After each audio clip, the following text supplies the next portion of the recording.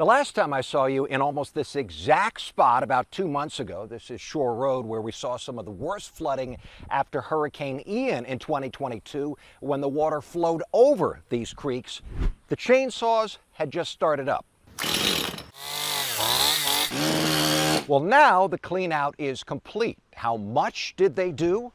Well, it goes all the way back through the 5 biggest creeks that run through this city, on both sides of the bank, and most importantly, down the middle so the water can flow. Some 30,000 linear feet. That's about 5.5 miles. These are the before and after pictures the city gave us of 2 of the creeks that were cleared, Shioa and the one we've talked about so much, G Creek, the big one. You can see from the pictures, in some spots, there was no way water could even get through.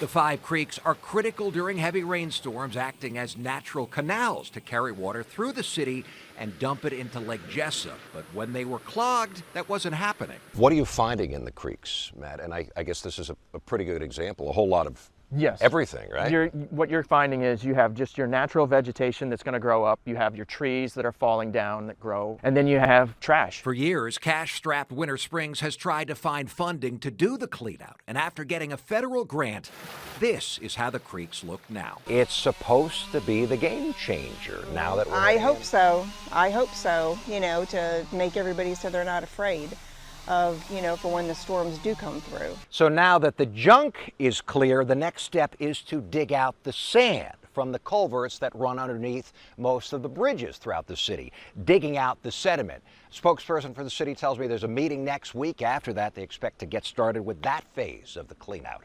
I'm your Winter Springs community correspondent, Eric Von Anken, News 6.